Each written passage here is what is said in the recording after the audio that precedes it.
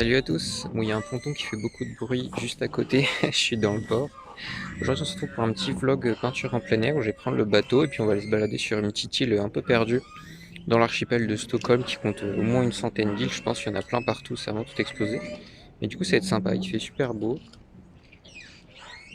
On va prendre un petit bateau. J'ai à peu près 1 heure de bateau et puis on se retrouve là-bas. On va voir ce qu'on peut voir à visiter. On fera sans doute une petite peinture en plein air, ça pourrait être sympa. Le problème, c'est qu'en ce moment, on est en horaire de glace, comme ils disent pour les bateaux, parce qu'il y a encore un peu de glace dans la mer. Du coup, il y en a moins souvent. Du coup, je vais arriver là-bas vers 11 heures. Je vais repartir vers 15h45. Il y a un autre bateau. Du coup, je vais rester coincé là-bas un peu plus de 4 heures. Du coup, voilà, il faudra s'occuper. On pourra se balader, on fera le tour de l'île. Ça fait à peu près 800 mètres de long. Du coup, on pourra visiter tout ça. Il y a des petites maisons. C'est pas très grand. Et puis après, on essaiera de faire une jolie peinture. J'espère qu'il y a des îles un peu sympas à côté. En tout cas, il y a la mer, il fait beau. Du coup, voilà, ce sera joli. En tout cas, je vous tiens au courant. On se retrouve sur l'île. Du coup, sans doute, je vous mettrai une petite vidéo du bateau. On verra ce qui peut être sympa. On est parti en bateau. Je suis pas sûr qu'on m'entende bien. Il y a beaucoup de bruit.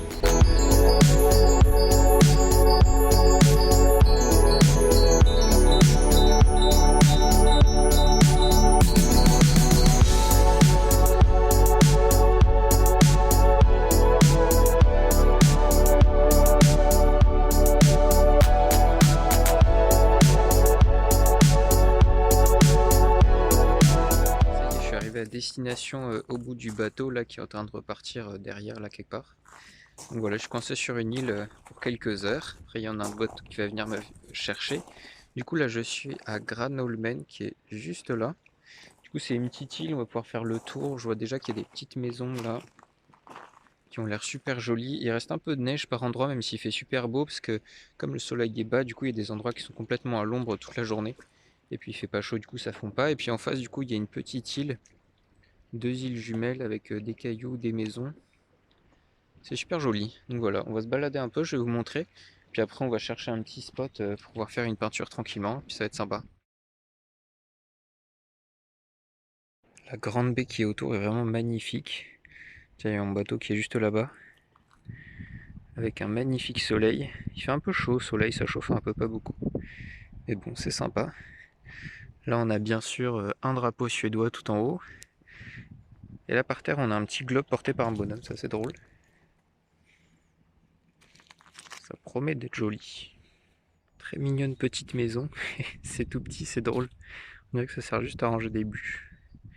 Mais c'est très joli. C'est assez marrant, l'île, il y a plein de petites maisons. Il y a des gens qui habitent vraiment ici, qui ont un bateau pour bouger. Il n'y a pas vraiment le jardin défini. Ça c'est la propriété privée en Suède, c'est assez flou.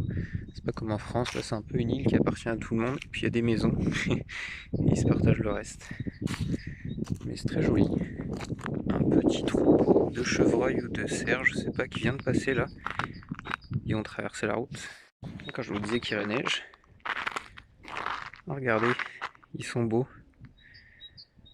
Je sais pas ce qu'ils foutent sur cette île, c'est tout petit, ils doivent tourner en rond un peu. C'est bien, au moins les gens ici de leur fenêtre sont sûrs de les voir, comme il n'y a pas grand monde. Et là il reste une plaque de neige, oh, ça glisse en plein milieu, c'est pas vraiment. Elle doit être à l'ombre du coteau qui est juste là. Du coup ça fond pas. Là c'est cool, là je peux enfin un peu me rapprocher de la mer parce que sinon les maisons étaient au bord de l'eau. Donc bon, je ne vais pas aller embêter les gens. Mais là on peut se rapprocher, il y a une sorte de petite plage assez sympa. Je vais glisser sur la neige là, c'est complètement gelé, bien lisse. C'est très étonnant parce qu'on a beau être au bord de la mer, là on est vraiment au niveau de la mer. La plage à côté, on a une végétation, on a l'impression d'être en pleine montagne. On a une espèce de petite mousse là, toute brûlée à cause du gel. Il y a une petite bruyère là, avec des espèces de mini branches toutes petites. Et après il y a des conifères derrière. Mais du coup ça fait vraiment végétation de haute montagne alors qu'on est au niveau de la mer. Assez étonnant.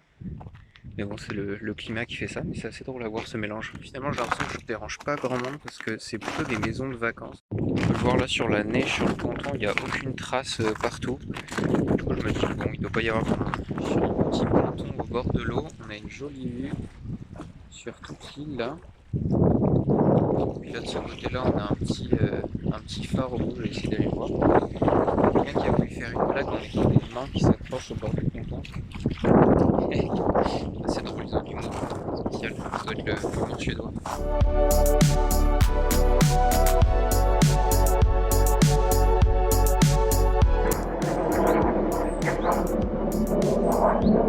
Là, je suis sur une autre petite plage qui est un peu dans un coin de l'île, du coup. Il y a pas mal de déchets qui s'amassent et c'est assez triste de voir dans un endroit naturel comme ça tous les trucs qui s'amassent. Il y en a vraiment partout, des petits bouts de plastique et tout. Des bateaux cassés. Là, il y a une espèce de ponton en train de moisir aussi. Bref, la petite porcherie de l'île, un peu triste. Et là, on dirait une espèce de marée de glace pilée. Ça fait un bruit assez marrant, je sais pas si on va entendre au son. Tous les petits morceaux de glace qui se tapent l'un dans les autres. Là, il y a un gros tas, on se croirait chez le poissonnier. Assez fun. On se croirait un peu dans un camping abandonné, il y a plein de petites cabanes là.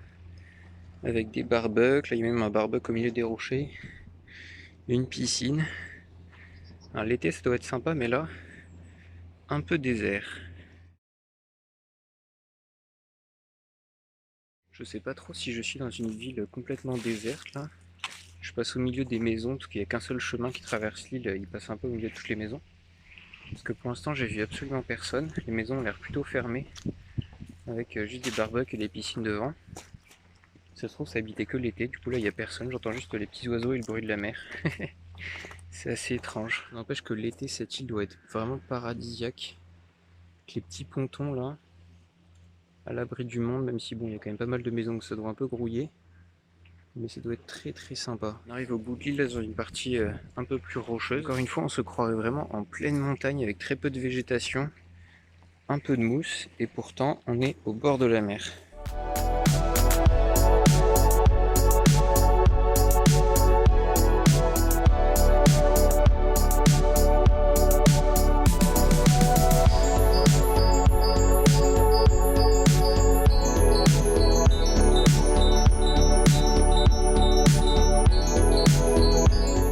Et ben voilà arrivé au bout de l'île.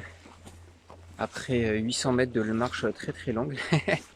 Non, c'est pas très grand, mais c'est vraiment très joli. C'est plutôt paradisiaque comme endroit. Bon, il fait un peu froid, mais quand on est au soleil, il fait bien chaud. Du coup, c'est agréable. Je me suis même un peu trop couvert pour le cadre. Mais voilà, c'est hyper sympa d'être arrivé. L'île est vraiment très très jolie, comme vous pouvez voir. Tout est parfait. Ça fait plaisir de pouvoir venir dans une nature si belle et vraiment sauvage, parce que là, il y a quelques maisons un peu plus loin, mais là où je suis au bout de l'île, c'est vraiment sauvage par rapport à la végétation. On a vu des animaux tout à l'heure, il y a encore de la neige et tout ça. C'est vraiment très joli et ça change vraiment d'aller dans un parc ou d'aller dans la vraie végétation pour pouvoir retrouver la belle nature comme on aime. J'ai voulu aller sur les rochers qui sont juste là, mais en fait avec les vagues, il y a de l'eau qui vient dessus, ça a gelé et du coup c'est une patinoire sur le rocher. C'est un peu dangereux, on va éviter. Donc voilà, en tout cas je suis super content de faire ce vlog avec vous pour vous faire découvrir la région de Stockholm, c'est vraiment super sympa. J'espère que les vidéos vous plaisent, que c'est joli, que c'est agréable à regarder, parce que j'ai pas trop de retour pour l'instant, j'espère qu'on m'entend surtout, qu'il n'y a pas trop de vent. Mais voilà, donc là je vais me poser, je vais peut-être déjeuner, et puis après je trouverai un endroit pour faire une petite peinture. J'ai eu pas mal d'endroits assez jolis. C'est dommage, il y a un petit phare au bout, mais il est sur un caillou séparé de l'île, du coup vu la température de l'eau, je vais pas m'amuser à y aller. Mais bon c'est pas grave, on peut le voir d'ici, mais on peut pas y aller vraiment. Et je trouve un petit coin sympa, soit avec les pontons un peu plus loin, un endroit où il y a un peu de neige, le reflet du soleil, enfin bref, plein de choses à faire, ça peut être joli.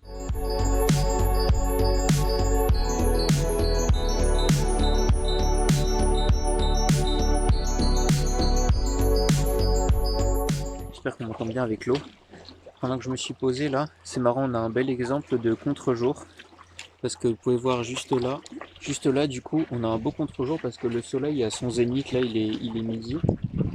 Et vu qu'on est dans les hautes latitudes, en fait, il reste assez bas sur l'horizon. Du coup, on a facilement un contre-jour avec les îles comme ça. Et du coup, on peut voir que là, l'horizon, il va être complètement noir sur la vidéo. Mais en vrai, on voit quelques éléments quand même en plus. Et du coup, dans la vidéo des contre-jours que je vous ai fait il y a quelques jours, on pourrait faire plusieurs niveaux. Par exemple, on pourrait faire ce paysage donc avec la partie du ciel, la partie de l'eau. Et puis on ferait complètement en noir la ligne d'horizon avec les îles et les petits arbres. Ça, ce serait le niveau débutant. Un niveau un peu plus intermédiaire, ça serait d'essayer de jouer avec plusieurs valeurs pour pouvoir dessiner les quelques taches de neige. Je vous mettrai des gros plans ici parce que je pense que la vidéo ne voit rien du tout. Mais faire les quelques taches de neige qu'on peut voir ici et découper quelques étages d'arbres différents pour qu'on voit que ce soit une forêt et pas juste quelque chose de plat, mais que ce soit une montagne en fait qui monte au fur et à mesure comme ça. Et puis après forcément le dernier niveau ce serait d'essayer d'ajouter des couleurs dans les arbres, même si ça reste très foncé, ajouter quelques couleurs dans les arbres, faire la neige un peu plus bleutée, et puis après il y a quelques petites maisons, du coup on peut jouer aussi avec les couleurs. Vous voyez qu'en fait dans la vraie vie c'est toujours pareil, par exemple là avec la vidéo vous voyez quelque chose de complètement noir ici, mais si on fait un peu plus attention, au fur et à mesure on peut avoir des détails, et c'est souvent comme ça qu'il faut jouer, en fait il faut commencer par faire le plus gros, et une fois que vous êtes sûr que ça fonctionne bien, vous pouvez rajouter des petits détails au fur et à mesure. Après forcément ça c'est si jamais vous voulez centrer l'attention sur les montagnes qui sont ici, enfin les montagnes c'est un grand mot, sur les îles qui sont juste ici. Si par exemple vous mettez un gros bateau devant, du coup vous embêtez pas à dessiner les îles derrière, faites juste quelque chose d'assez rapide. Vous pouvez faire la première voire la deuxième étape, mais la troisième je pense que c'est pas du tout nécessaire. Si jamais votre but c'est de centrer l'attention sur le bateau sur lequel là vous allez mettre tous les détails. Toujours le secret quand on part en randonnée comme ça, c'est d'apporter avec soi une petite boisson chaude dans une gourde ou un thermos, comme ça se garde bien chaud. Bon là il fait pas si froid que ça, je suis en plein soleil. Mais sinon le froid peut vite devenir un problème, faut s'économiser, faut bouger tout le temps pour pas avoir froid, et du coup avoir une petite boisson chaude ça permet de se poser là où on a envie, profiter un peu de la vue même s'il fait froid parce qu'on a quelque chose de chaud, ça change vraiment une randonnée. Donc voilà, si vous partez en randonnée, petite boisson chaude, c'est toujours bon à prendre. Eh bah il y a du gros bateau qui passe, hein. Du coup ça me fait des vagues, là j'étais tout au bord de l'eau, failli me faire mouiller. Il est gros ce truc, hein. Je sais pas ce qu'il transporte. Espèce de tanker, c'est étonnant qu'il va si près des îles. Il doit y avoir de la profondeur en dessous. Je suis en train de refaire le tour de l'île par un autre petit chemin là pour chercher un endroit cool pour peindre, et regardez ce que j'ai trouvé. Un espèce de petit kiosque avec un toit rouge très joli. D'ailleurs il y a pas mal de neige ici, c'est assez drôle. Des très jolis petits kiosques à une pointe de l'île. Vraiment très bucolique. Déjà ça c'est sûr que ça peut faire un bel endroit à peindre en se mettant juste ici avec un peu de neige au premier plan. Le petit kiosque, puis après l'île derrière, ça peut être vraiment très sympa. Je continue de marcher un peu et puis on va voir ce que je trouve d'autre. Là on a un autre endroit pas mal avec la montagne, le gros caillou juste devant avec les arbres.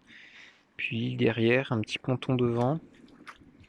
Non c'est pas mal, il y a un premier plan, l'île, puis un troisième plan tout au fond, c'est joli aussi. Je suis pas sûr qu'on le voit très bien, mais il y a un pied vert qui est en train de faire un trou dans l'arbre pour faire son nid, c'est assez drôle. Il est en train de monter sur l'arbre là. Waouh, ça doit être l'état du rocher une fois qu'Arthur a retiré Excalibur. Alors il a dû se casser avec le gel. C'est assez marrant, c'est tout droit. Ça pourra servir pour une prochaine peinture si je veux rajouter un élément dans une forêt comme ça. Plutôt sympa.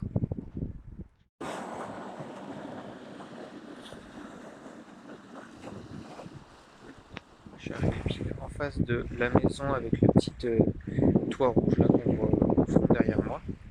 On se fait un bon point de vue, même si on est un peu loin, mais on pourra faire la peinture vue d'un petit peu plus près. Et ça c'est cool, je vais essayer de monter en haut de la colline là, qu'on a vu tout à l'heure, pour voir si on a un bon point de vue aussi, ça pourrait être sympa. Et voilà, je suis arrivé en haut de la colline qu'on voyait tout à l'heure, c'est plutôt pas mal, on a une belle vue sur toute la baie là avec la neige au bord, ça fait hyper joli. Puis là au fond on voit la petite cabane et la tour avec le toit rouge, une petite maison avec un toit un petit peu vert, c'est joli. On a une vue sur toute la baie, hyper jolie. L'eau est vraiment d'un bleu assez impressionnant. Je pense qu'on va partir là-dessus, il y a un petit peu de vent là où je suis, d'ailleurs je pense qu'on m'entend pas trop. Parce que c'est joli, puis c'est pas grave si j'ai un peu froid, ça vaut le coup.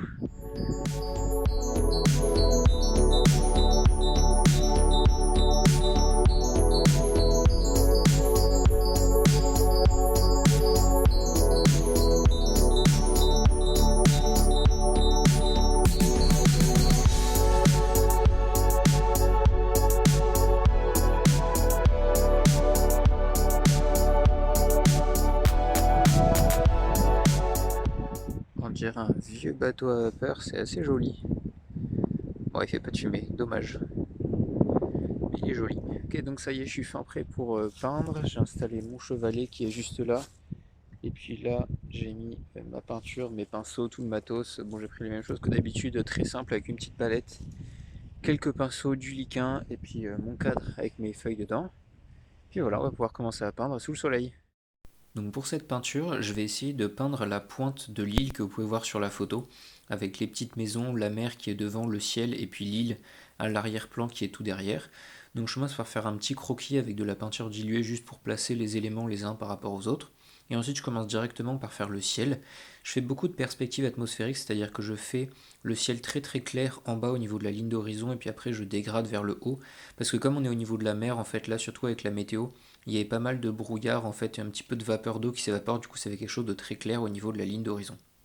Ici, j'ai vraiment envie de capturer l'essence du paysage, mais pas forcément d'une façon très réaliste, plus d'une façon impressionniste, on pourrait dire.